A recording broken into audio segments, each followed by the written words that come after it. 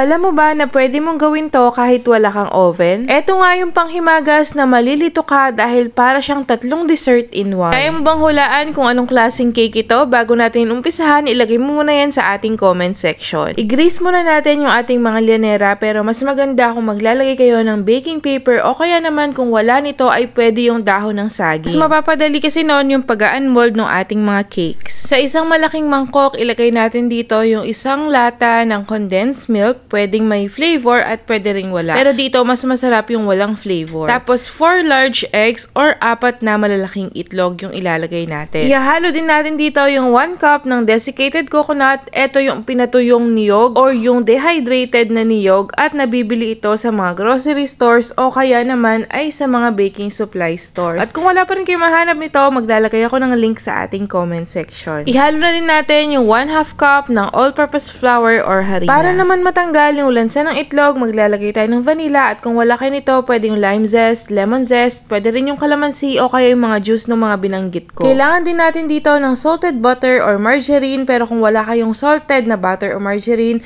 maglagay lang kayo ng 1 teaspoon ng asin. I-combine na din natin yung 2 cups ng gatas, pwede yung fresh milk, pwede rin yung evaporated milk, pwede rin ng oat milk, kahit anong milk na meron kayo. Napansin ko din na maraming nagtatanong ng mga gamit ko sa kusina, kaya ilalagay ko yung link sa ating comment section kung saan ako bumibili ng mga ito. Ito naman ay optional, pampatingkad lang ng kulay at para mas maganda yung kalalabasan ng ating cake, maglalagay tayo ng konting-konting food color at optional din ito, naglagay ako ng milk powder pero kahit wala na nito ay sapat na yan. Itong recipe na ito, pwede siyang lutuin sa oven, pwede siyang lutuin sa air fryer at syempre kung wala tayong oven, lulutuin natin siya sa kawali. Dito magpapainit tayo ng kawali sa high heat for 5 minutes at maglalagay tayo ng metal stand para hindi direkta yung init sa ating mga lulutuin. Dito din ay nakagawa ako ng 5 lyanera na punong-puno at medium size yung ginamit ko na lyanera. Magandang klase din yung gamit ko na lyanera dahil hindi siya yung parang tagpi-tagpi na yero na madaling mabutas. Ito parang isang buo lang siya at pa-curve yung mga edges niya. After 5 minutes, iset natin sa medium-low heat yung ating apoy and then ilagay na natin yung ating mga cakes. Lulutuin natin ito sa medium-low heat for 25 to 30 minutes. After 25 to 30 minutes, kahit medyo jiggly pa yan, ay luto na yan mga kumare. Isa nga palang paalala na huwag tayong bukas-sara sa ating kawali or sa ating oven para hindi bumagsak yung mga cakes natin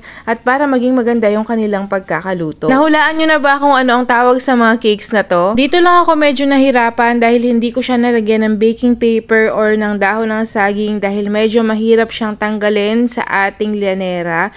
Merong konting naiiwan na custard doon sa ilalim kaya kailangan mo siyang i-scoop gamit ang spatula. Pero kung wala kayong spatula, mas maganda talaga i-line nyo na lang yung inyong mga molders para hindi kayo mahirapan. Naglagay na din ako ng keso pero optional lang ito para lang maganda siya sa ating video. Kung tatanungin nyo naman ako kung anong lasa niya, para siyang pinaghalong macarons na parang custard or egg pie at para na din siyang leche flan.